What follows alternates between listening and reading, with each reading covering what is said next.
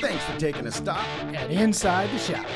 How you doing, everybody? My name's Chris. I'm Gary. And welcome to Inside the Shop. Thanks, Internet World, for coming out to see us again. Yes. So today, we're going to take off a topic that Car Service Investigation did, which was how do you find a good shop? Yeah, and that link, if you haven't seen that, watch it real quick. It's a good episode. Below. Yep.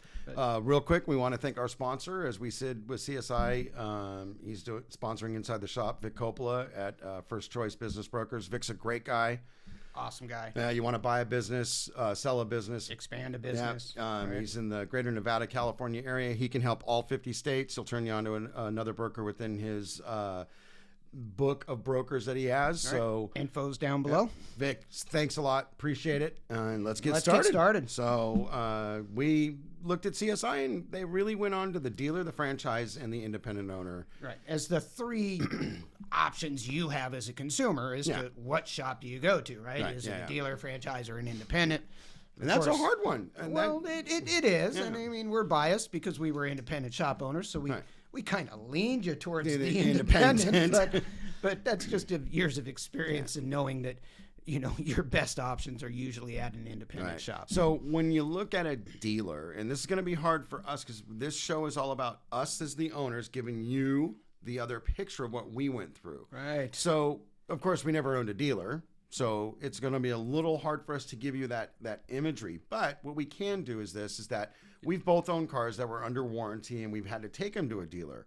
And I'll tell you right now, it's a well-oiled machine, guys. Oh, my God, right? And, and let me tell you how awkward it is taking your car to the dealer when you own your own repair shop. Yeah. Okay. Yeah, that is very weird. It was awkward. Yeah. And like he said, it's an oiled machine, right? You pull up to this big bay, and there's 7 or 8 service advisors, and they've got their individual booths, and boy, they get you in and out, right? It's just real quick. And this is the one thing I think with the in and out. Yeah. I think this is the important thing that you, the consumer, need to understand. As shop owners, and I know this is going to be a little harsh, but this is what this show's all about. We don't want you waiting around. No. We really don't. Yeah. Drop your keys and go. Yeah, we want you to go on with your day so we can go on with our day. Mm-hmm. And so, you know, I used to work in a dealer, and I'll tell you what, it is a very well-oiled machine, but it is also, it has to make money. Yeah. And you look at the buildings these people are in. They are expensive. Right. You know, there was in the town that we live in, a dealer had gone out of business. And it was unfortunate, but it happened. They were in business for almost 60 years, and then they went out of business. So I had approached Chris and, hey, I got an idea, man. Let's try to get this complex. Let's try to get this property. Yeah. Well, someone that I know in my family, their friend, actually, this is what they do for a living. They actually are a pretty big juggernaut in the dealership industry.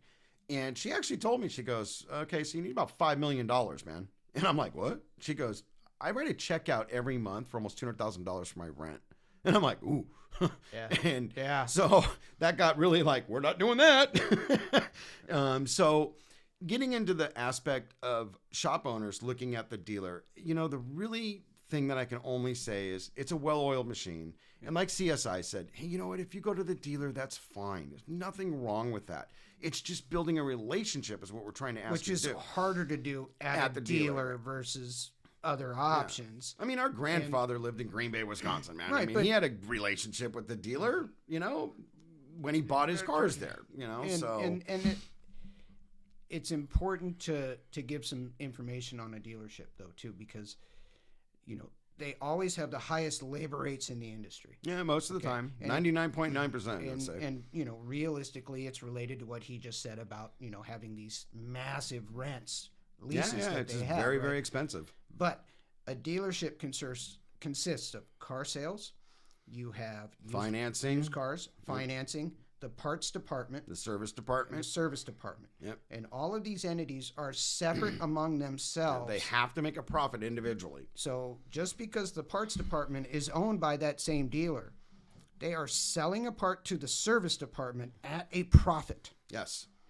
And so there's markups, people. There are markups, right? So when we do a show about pricing, you guys are going to be blown away on how markups occur throughout the industry. Yeah.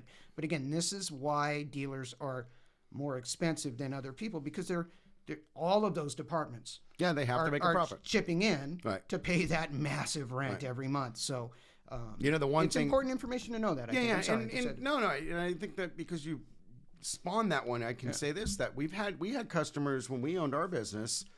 Well, I called the dealer and it's $139 for the part. Yeah. Okay. Yeah.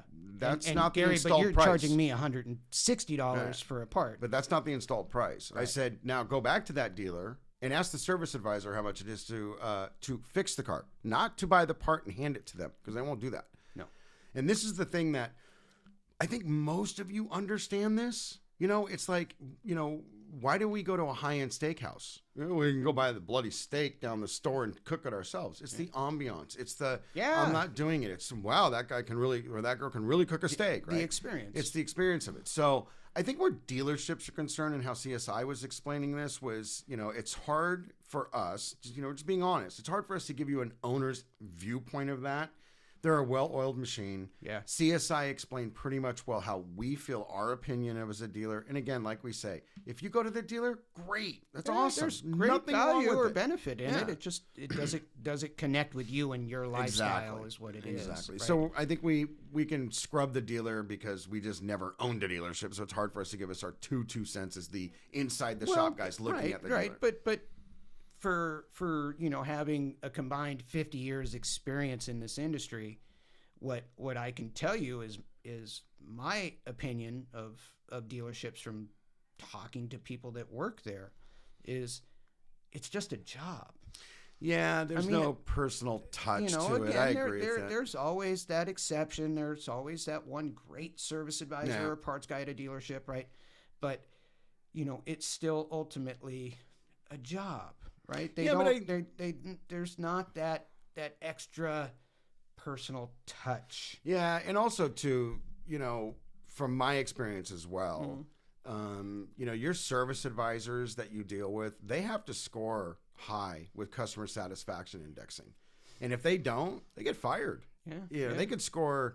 They could have a bad day and get a bad score, and if they continue that, the dealership lets them go. And so the one thing that we noticed, at least for me, is when you got into like the wholesale parts department.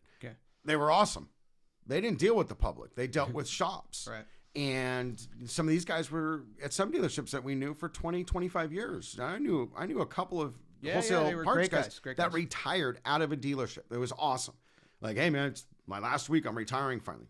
Congratulations. But at the same time, because we didn't deal with a lot of service advisors per se, we would hear stories from our customers about it. It's like, so why did you leave the dealer? I just got tired of it. You guys gave more of a personal touch. Exactly. So I think we can close the coffin on that, and the dealer's done. And now let's move on to the franchisings. We have both run franchising automotive repair shops, both of us. Yes. And I honestly can say the biggest thing for me was the stress level that came out of being a shop manager for a franchise, because it's all about the numbers. It's all about why didn't you hit your mark. All they care about. It really was so frustrating. And don't get me wrong, I worked for some pretty good owners that own franchises, but the bottom line was they really, really always gave me how come you didn't hit your sales goal today? Right. Well, I only had 10 cars. You want me to work on 30?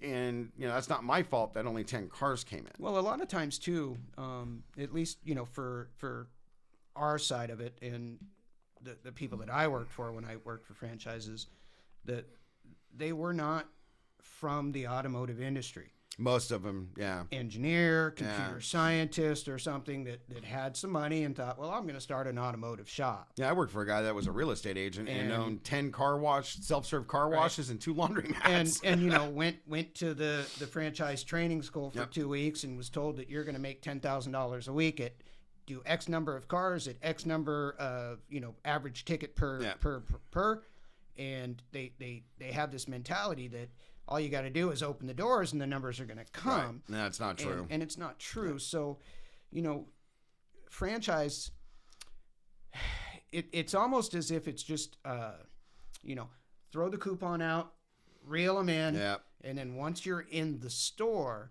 you know, you get that phone call. Hey, you know, your car's torn apart and I need $1,800. Now I'm gonna go off of that leg there, because this is the one thing that everyone needs to understand as shop owners. We have to invite you to our business. So if you're a dealer, a franchise, or an independent, we still have to find a way to get you into the door. So we do that with coupons, okay? And that, you know, we go back into the day of Valpak coupons. You know, you got 100 coupons in the mail and you thumb through them, and most of the time you just threw the pack out. But there were the times where you're like, oh, that's a good price. Right. Okay? Well, you saved the Bed Bath & Beyond coupon, right? Yeah. How many cars did we get into? Yeah. Stack of Bed Bath & Beyond. So, but I bring this up because this is what we call a lost leader, okay, in the industry. And we did it too. Don't get us wrong. This is how we have to find you as customers. Remember, CSI's whole show was how to find a shop. We are telling you how we had to find you now. And so when we look at the, we're going to use the oil change coupon. Wow, the oil change is only $14, $20. Right. Okay? I want you to really wrap your head around this, Mr. and Mrs. Customer, to think about what grade oil are they using? Are they using really good oil? All right. Are they using a knockoff oil? Are they using a really good oil filter? Right. We used Wix oil filters, and those are really good oil filters. We gave away our oil changes for the first probably good 2 years. And I'm not saying, here, have a free oil change. The price we made no money on it. Basically. No money. None. And so when we look at the coupons from the franchise, there's some misleading factors there, guys. That's right. And that's what we're all about. It's showing you how we have to find you as a client to come in and then give you the wow factor, the red carpet treatment to show you the red flags that you need to look at. So, you know, where we look at a franchise and seeing how they were operated, most of them had heavy rent. Yep. And lived off that lost leader coupon as a marketing tool. Yeah, to get you an upsell. Right. And all of us did this though. But when you pay attention to the coupons, it's really interesting because, like you said, everybody does it. But the franchise has that one, oh my God, that's a great price. Let me get you in. Look at a dealer coupon. It's going to consist of probably a decent price for an oil service. And then it's going to be $20 off if you spend $100. Right. $30 off if you spend $200. Yeah, but the franchises do that too. No, I know they do, but for the most part, the dealer coupons aren't a lost leader per se. It's just I got you. It's more of an incentive to come into them. I see and it's inviting that dealer personality to have a little extra value with the coupon. And what the independents do in most cases is something very similar. We did it, and I think we did it subconsciously without even knowing it was what the dealers did. Is we had a nice oil change price, and then we had, okay, if you spend $100, we're going to give you X off, $200 X off, and that was to invite you in to become a customer. Because it wasn't misleading. That's the point I guess I'm trying to make, right? It's not a misleading coupon. All right. Okay, so that's a good example because you have the 100. Get a 30K for $189, right? And it lists what you're getting: an oil change, air filter, and a cabin filter. Okay, but when you add it up and you did the service separately, it's still $189. Yeah, I was just going to go with that one right there. Is that the intermittent services? So the norm back in the day was 3,000 miles, 3 months. Now it's more like 5,000, 6,000. 6 months. Every car and that's gonna be in another episode. But look at the coupons that you're looking at when you get them, and read the fine print. Yeah. This service is let's just say it's $119. It consists of an oil change, a tire rotation, and a whole bunch of inspections. And they're visual inspections. Okay. Yeah. Now, before you decide to go to that shop, maybe call the shop up and ask them, hey, how much is an oil change? Oh, it's $69.99. And what do you guys do with that? Well, we change your oil, rotate your tires, and we do a visual inspection on these systems. And lo and behold, it's the same bloody coupon that you have for say $120. Right.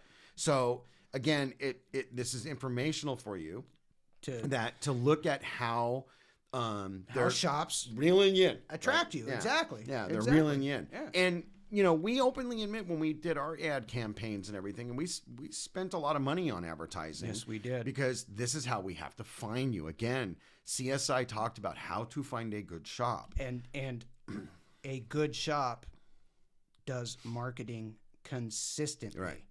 You would not see major brands stop their marketing programs. They'll go out of business. Pay attention to the shops in your town. I better than half of them, if not most of them, do no marketing. Yeah, do zero and if marketing. they're crazy busy, you need to find out how to get in that door. Right. Because for me, that's the shop you want to try to find. Okay. Yeah, so, right. Yeah. Do no marketing and the parking lot's full all the time. And they're doing something right. Like we said on CSI, there's some great franchisee owners. Oh, there really truly is. For sure. Some great shops that just great happen to dealers have. too. Yeah. And that happen they have a name brand, and that's the price they pay to have that work come in. Now, there's one thing that a lot of people don't understand is that when you get a franchise and you do very well and you're starting to generate a little bit of an income, what happens is they'll hit you up as the owner and say, hey, let's get you into another store. That's right. Well, let's say you can't afford it. That's okay. We're going to finance you.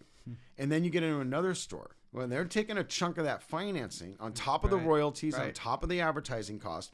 But now you're making a little bit more money. And before you know it, you're making really, really good money, but you own 4, 5, 6 stores. But you're in debt. Really bad. The shop's making money, but you're in debt. Big time. And that's why, as an owner, you're going to your managers. Why didn't you make numbers? Exactly. Why didn't you make numbers? Yeah, you got that. There you go. That's where I was going there. Right. Because we've met franchise owners that 19 stores. And I'm like, wow. Right. Okay, like you're a juggernaut. 6 general managers. Right. Yeah. And you find out when you start talking to the employees and just the managers, when the GMs wouldn't be around all the time, it's a revolving door. And that's the thing that sort of frustrates me in that essence. Again, not to bag on these. There are some great ones out there. And you probably, if you work with those, stay with them. The one thing Chris and I always said when we owned a shop, and, someone's like, well, whatever reason they came to us. And then we found out after we were done that they actually had a shop. But something happened, they couldn't get to the shop. Maybe it was out of town. They broke down on the freeway.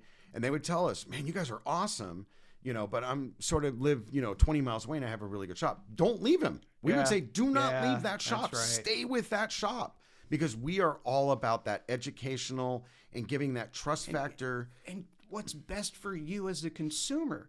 Right. And so if you have trust in a mechanic and you have a long-term relationship, stay with it. We would never want to step on that. Yeah, never. We would always stay where you're at. Yep. You're comfortable. You trust. If there's an issue and you need something else from us, well, we're always here to help. Right. Again, we said this is we're a service industry, and Chris and I had an opportunity to sell our business and we took it. We had been doing it for 13 years. Yeah. And it was just time for us to say, hey, it's time for us to get out of doing this. And then we wanted to do this. Surprise knock on the door. Yeah. And we took it and didn't look back. Yeah. And so I think we've closed the coffin on that one now on franchises in a way. We even touched a little bit on the independents there as well, right? So, but now we're going to get into independence because that's what we were, was independence. And it's a lot harder to start an independent than it is any other of the others. Well, I think the dealers are the most difficult. Well, franchises, cost-wise, franchises, you're but paying. There's brand name, right? You drive down the street, you see the brand name, you've known it, you see the commercials, right? But when you get into price matrix, you're talking from the consumer's perspective of how do I find a shop? Right. There's Jim's Auto down the street, right, and then there's something down on the main thoroughfare that you see the commercial for every day. Maybe it used to be a muffler business. Yeah, who knows, right? Yeah. So when you get into the shop owner's perspective of how we have to find you, because you're trying to find us and we're trying to find you, right? And we're trying to have a marriage together. That's what we're trying to do here.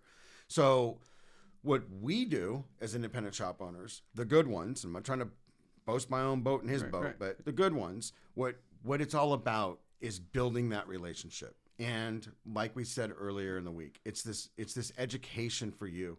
It's so important that you understand what you're being talked to about. Yeah. So when a service advisor or a manager or even the owner himself is talking to you about brakes, tires, suspension work, fluids, belts, this is the one thing that we really push on, which is our standards list. And that standards list is just so that when I talk to you about something, he's going to talk to you about the same thing that I'm saying. Right. There's no contradicting going on between the staff up front or in the back room. Yep. And when we get into looking at you coming to us. Okay, so now we're going to start with this real quick.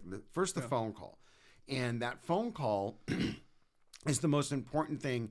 And I was the one that always hammered everybody, right? I always wanted the phones to be answered the same way. You know, you don't answer the phone, you know, ABC Automotive, this is Bill. You know, no, you don't do that. Good morning, ABC Automotive. This is Bill. How may I help you today? And thank you for calling. You want that energy to come back. It's important. It's very important in my opinion. It says a lot about how you're going to be received when you walk in the store. Right, exactly. And so when you get into, believe it or not, we would actually interview you too. You know, CSI touched on, hey, interview the shop. Don't be bashful about this, because we weren't. No. We were not bashful about how we interviewed our customers. First time visit. Yeah. How do you drive your car? You know, freeway miles, or you stop and go? Yep. How many miles a year are you driving? How many long trips do you drive? How many people drive the one car? Do you have a teenager driving the car? Exactly. We want to know as much as we can about you and your car, so we know what's best for you and your car. Exactly. And so we would also, in that next process, is we would inform you of what we believe the price of your car is for the year. So when you get into just a 4-door sedan, we're not talking, trucks, SUVs, stuff like that, and diesels, but just an everyday car, a Lexus, a Toyota, a Honda, a Nissan, going down the line.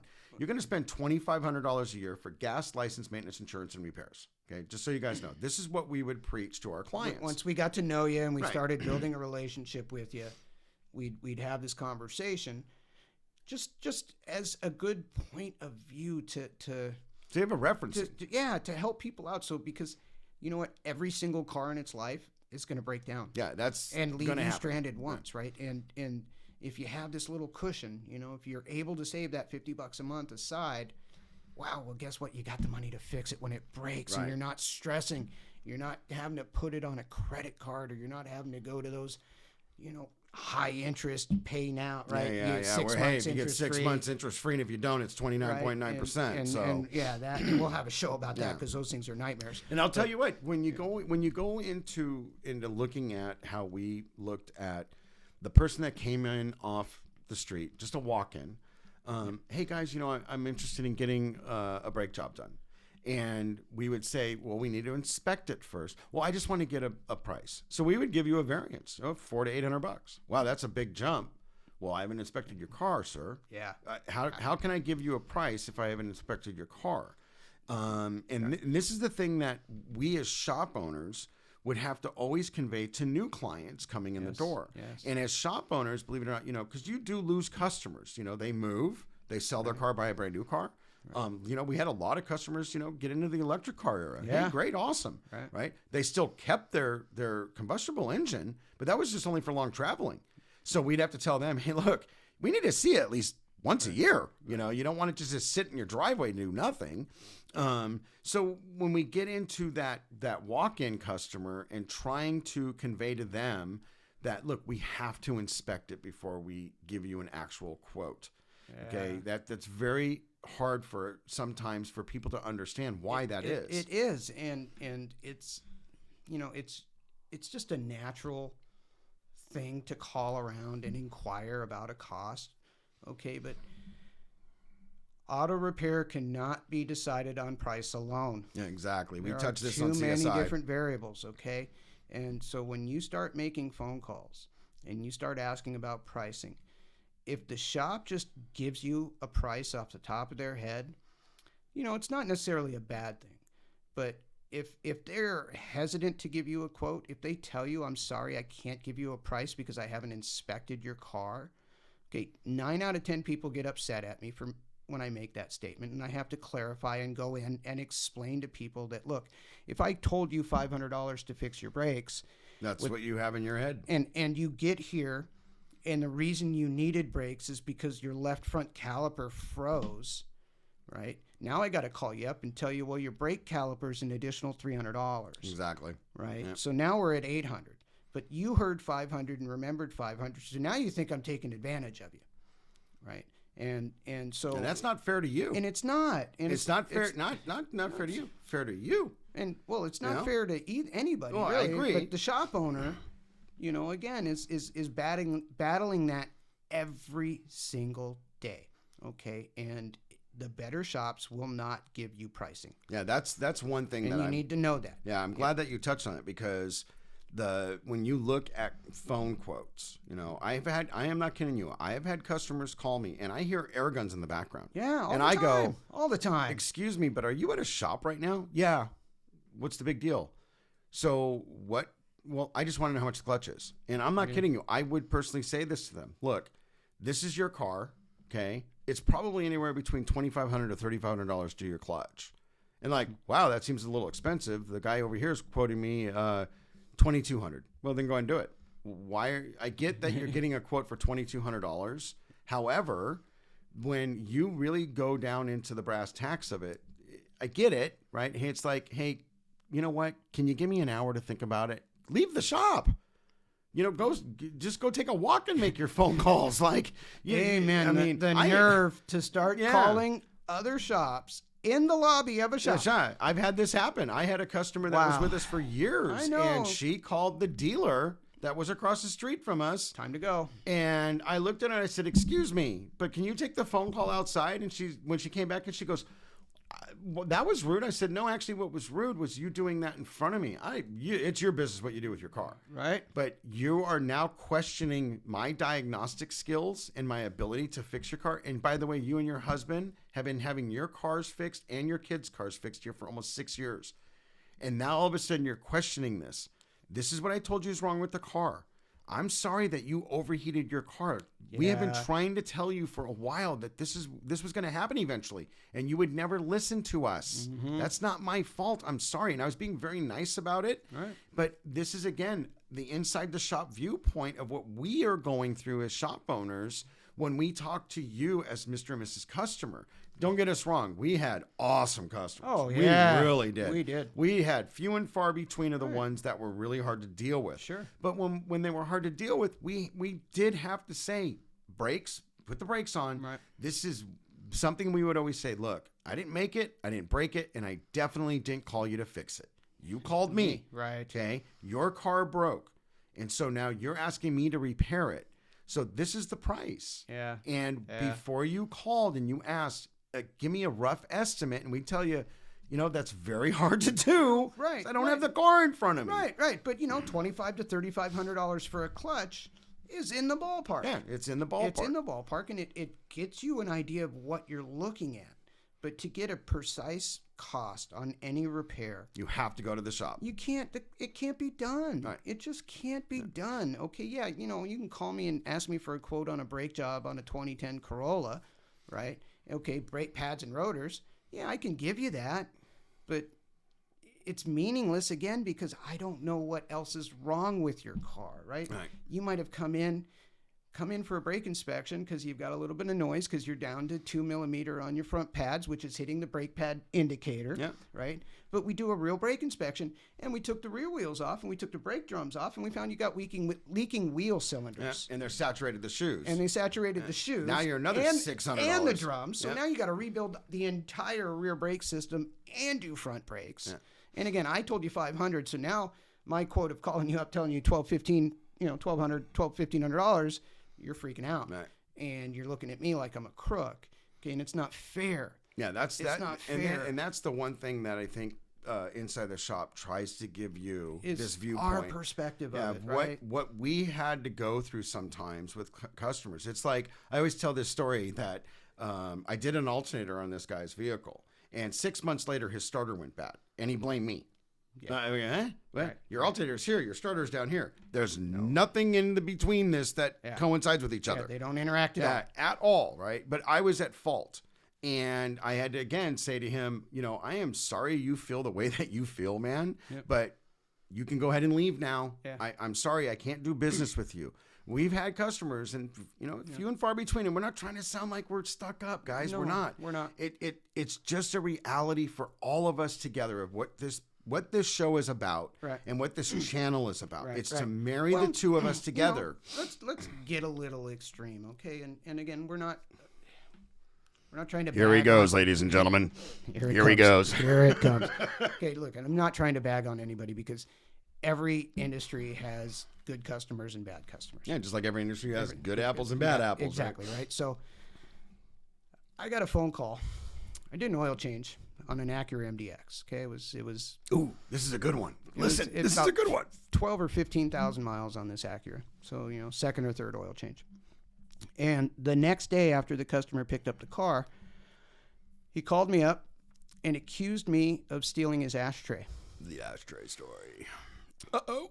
And I'm like kind of shocked at first. I'm like, sir, we changed your oil. We don't even have a reason to open the lid to the ashtray. And, I didn't want to tell him that the year of his car didn't come with an ashtray. Right? That's why it's a power outlet now, not a cigarette lighter. Right. And to get the physical ashtray is an add-on. Yeah. Right? Yep. You have to pay for it, right? But, me being me, I put him on hold and I called the dealer and I got quoted like $22. So I ordered it and I got back on the phone with him and I said, okay, sir. So again, I didn't steal your ashtray, but I have one coming and it'll be here tomorrow. So you can come in tomorrow and I'll replace it. And then after that, we're never going to talk to each other again. Well, what do you mean, Chris? Why would you do that? Well, sir, I can't do business with somebody that accuses me of stealing. Exactly. Right? And then it just flipped right around. He was so shocked that I threw it back at him, I guess. Right. Yeah. Right? Chris, I didn't do that. I didn't accuse you of stealing. But yeah, you did. You did. You right? took my ashtray. I remember this too, because I'm in my back office and I'm looking at him going, "You've got to freaking be kidding me! You bought the ashtray? We didn't do anything wrong." And so you aren't that customer. I know this, but somebody out there is, right? This is what happens to us in the automotive industry. We do an oil change. And a month later, we get a phone call saying that you sabotaged my brake booster on my Volvo and you owe me $900 and my lawyer's going to come after you. I mean, this happens every independent shop. And this is the scary part. Some independent repair shops, they'll just go ahead and bite the bullet and give them the money. They'll fix the car for free. We didn't do this. We didn't do it. No. No way, because then you become known for that. It's like a story like our grandfather used to own A&W restaurants, and he had a guy that would come in and he'd eat his whatever, right? And maybe halfway, 3/4 away full, he's like, you know what, it didn't taste right. I want my money back. And our grandfather literally would open the cash register. Sorry, sir. No questions asked. On the third time, he goes, you know what? I'm gonna go ahead and give you your money back, and then you're never gonna walk back into my restaurant. Okay, It's not gonna happen. Well, I wasn't satisfied. I know, and neither am I. I'm not satisfied you being my customer anymore. So we're done. Yep. Here's your money back, and no longer step foot in my restaurant. Yep. Thank you, and have a great day. Right. And see, this is the thing that we have lost in some ways when it comes down to this essence of how we perceive the customer service to the customer care. Absolutely. Well, that's the thing, right? Like customer service is lost. Yeah, it's just lost. And this is what we said on Monday's show in CSI was, we're a service industry. We're here to help you to service your vehicle.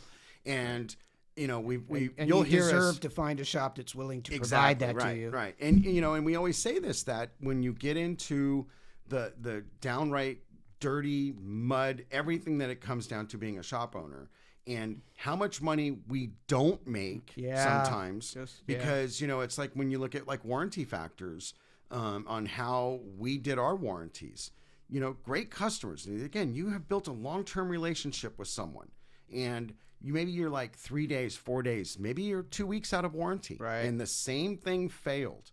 See, we would take care of you. Okay, that is doing the right thing. That's called customer care, right? Not customer service. Everyone thinks, well, that's just good customer service. No, that's called customer care. Yeah, and it's doing the right thing because it's the right thing to do. But that's also because we've married each other now. Yeah. You don't go anywhere else. You don't question. It's okay to question it. It's okay to say, well, what's going on? And, we were really big on tutorials. We were huge on visual. Yeah. That's a good point, right? Like, and it goes back to that phone quote conversation, right? You call for a quote, and if the service advisor is not asking questions about your problem and not trying to educate you about the particular component that has failed, why would you go there? Yeah, that's a good one. Right? Or even I got one to add. It's not really a sidebar, but it's like, so what do you do when you call a shop? Okay, so we're the shop, right? You call us, and we're so busy at the moment you call. Yeah. That's like, hey, I want to give you my undivided attention. Can I please get your name and phone number, and I'll call you back in 20 minutes because I got 3 people ahead of you right now. Yeah. And I don't want to, I want to give you my undivided attention. Yeah. Most people are very, very Most respective and say, yeah, not a problem. Here's my name. Here's my phone number. Hey, guys, if you're looking at this and you own a shop, call them back. Please call them back. It's the important. right thing to do. Okay. So the ones that we would call back and they would say, well, it's all good. I already found what I needed. Yeah. Okay. Half the time. I get it. Yeah. I get it. We took 20 minutes to get you back, but I don't know. It's so hard. I think what you're trying to say is respect the fact that they're being honest. Yeah. Right. And truly trying to deliver good customer service. Exactly. Yeah. Good customer service. That's a good point. I mean, South Park said it's the only thing that matters. Yeah. And looking at how an independent car repair shop operates, okay, when you look at the person, because most shop owners, they're mechanics. Okay, most of them. There's some that aren't. Don't get me wrong. I've met a lot of shop owners. And most independent shops are not making as much money as you believe they are. Yeah, that's very true. And that'll be for another episode. time. But still, you got to understand that okay, again, it's automotive repair is not always inexpensive, and it's almost as if it is taboo for a shop owner to make a profit. I agree. It's almost like, don't get me wrong, right? I mean, a business goes into business to make money, but you don't hear other industries where every day, well, why should I pay a diagnostic fee? You're fixing the car. Right. If you got a plumbing problem and you have a plumber come out to your house, you're paying the plumber to come out to your house, right? Period. And they're never going to take that visit fee away. Right. Well, but there's something on your floor after you flushed, and you don't care. You're going to pick it up. Here's a good example is, let's take the grocery store, right? Yeah. You've been going to the grocery store for, say, 10 years. Same store. And you do not go to the cashier, and go, hey, can I get 20% off today? They're going to go, no. But I'm a loyal customer. Yeah, I've been coming here for 10 years. Well, you know what? We can take 20% off the belt, and then that's your 20%. And that's where we're coming at as shop owners. We'd have this. We did not get this all the time, folks. No. But when we did, this is what we would tell you if you did it to us. Hey, can I get 20% off? No. Well, I'm spending $4,000, and I appreciate that. Very much. I mean, we had a customer, great family. We worked on all their cars, and our service advisor comes to me and goes, Gary, he wants to talk to you. And I was listening to what she was saying. So I get on the phone. I'm like, what's up? And I said the same thing she said. No, you're getting the preferred customer rate because you're a loyal customer, which usually around $50. That's what we would give to our loyal customers. The ones that came in constantly, they would get rewarded for that. You get $50 off when you spent X. Okay. His verbiage to me was like, well, I get it, man. It's $900, but I'm bringing the wife's car in tomorrow for a timing belt, and I appreciate that. Yep. And you're going to get another $50 off on that, but I'm not giving you $100 off, man. And he goes, but I don't see why not. I said, if I gave you $100 off, I'm charging you $100 too much. That's it. That's telling you that I'm overcharging you. Okay, and that's that. Think about that. That right? is the one thing as shop owners, and we would tell this to customers. Okay, again, we're not trying to be cocky here. We're trying to just inform you on this. In the essence of Other side of the fence. Yeah, we had customers that we would have to literally say, you know what, you don't owe me a dime. Here's your keys. Go find another shop. That's a hard thing for business owners to have to do sometimes. It's not a good business model, is it? No. But when you have customers that look at you and you have 23 cars in your parking lot and say, well, I don't understand why you can't give me a better price on the oil change. I have 10 cars I'm going to bring to you. You haven't brought me one yet. Right. When you bring me 10 cars in a rotation, hey, then we can talk about maybe some price matrixing we can help you out with. Even fleet accounts don't do this. That's right. We'd have fleet accounts going, well, I need X. Nope, ain't going to happen. And I would tell our fleet accounts that we had, and we had a couple of them. I'd say, so what do you do for your clients when they ask you this? Well, I don't give it. Then why are you asking me? Right. And you would watch the owner go, my bad, point taken. So yeah, it's a touchy subject. Yeah, and that's why we're lagging on this subject, taking so long on it because it is a touchy subject. It is, and you know what? Service advisors, mechanics are human beings too. Yeah, and it's not to say that we're always treated poorly, because yeah, that's we're not not. the case. I mean, there's great customers, loved my customers to death, right? But it's still that stereotype that all mechanics are crooks, right. And those guys got pushed out long ago. Yeah, it's hard. It is very hard to be a crooked mechanic and keep your doors open. Yeah, it truly is. It just is. And also too, I'm going to touch on this a little bit. We were talking about this before when we were doing pre-production for this show. We have a tech shortage, ladies and gentlemen. Oh my God. We have a very, very large tech shortage, and there's a reason for this too. And the result of this is going to be higher labor rates at your shop. Yes. Because the only way that these shops are going to be able to maintain the quality mechanics is to pay these guys what they really deserve what they deserve. With, and right? if there's any shop owners out there listening to this, man, you Pay need to start appropriate. paying. You need to start paying these young men and women that come into the shop. You need to start paying them right, because this is the one thing that I think the public doesn't get is because we have a tech shortage going on. Like Chris said, the price is going to go up, up, and up, and up. And there's a reason for it, because these guys like me, that's a master mechanic, I hate to say it, I'm going to demand a lot of money to come into that shop, especially if it's a high volume shop that's doing really good work. And, I make the shop money. They make me money.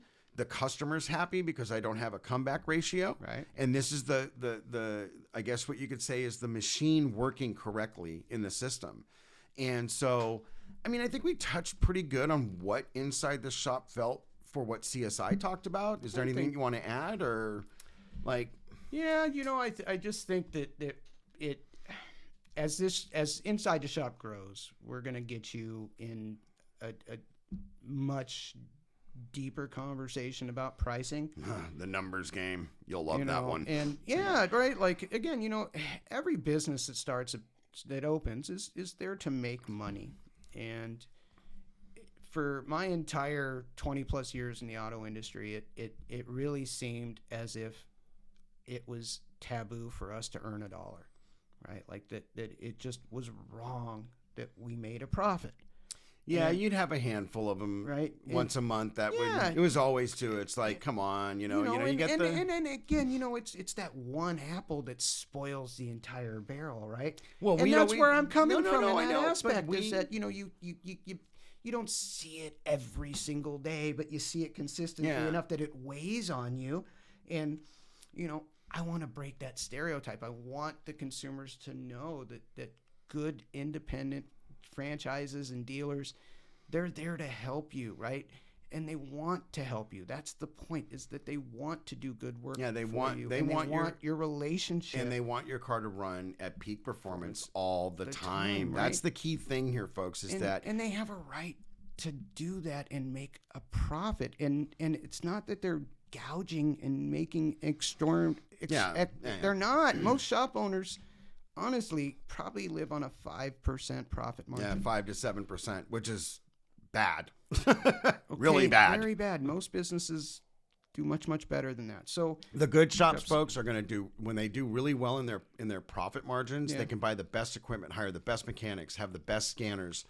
I mean, we had a factory BMW scanner because we did the correct way of billing out. Right. We had the correct method of how we understood our number game. And if it was consistent in the industry, then people would be more accustomed to the pricing, and we wouldn't have a situation where there's a $200 or $300 difference on a brake job between the 5 shops that you called. Yeah. Well, before we close that up, because I wanted to talk about this. Most shop owners that start out, they're mechanics. Most of them. Usually, okay? Yeah. It's just, are they good business people? That's the key thing. That's the thing, right? Is most of them aren't, unfortunately. Right. So when you get into starting a shop and you're just solo, okay?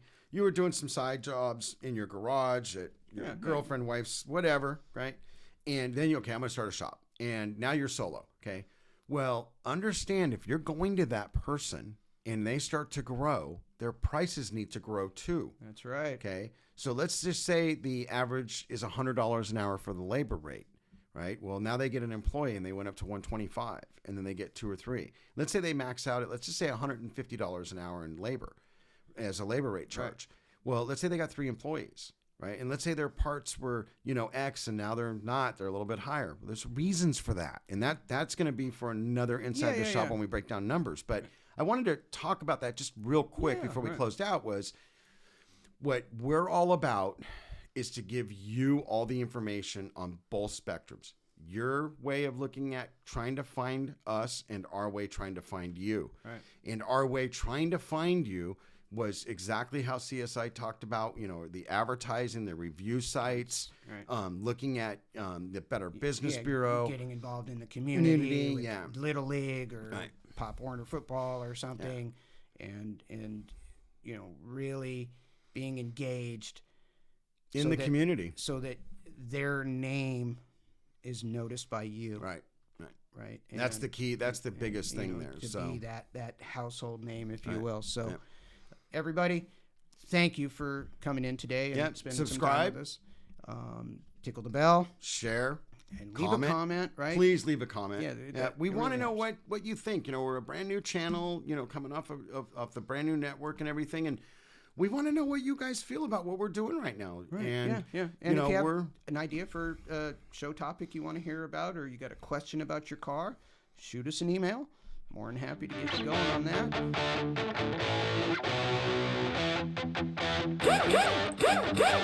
Thanks for taking a stop at Inside the Shop.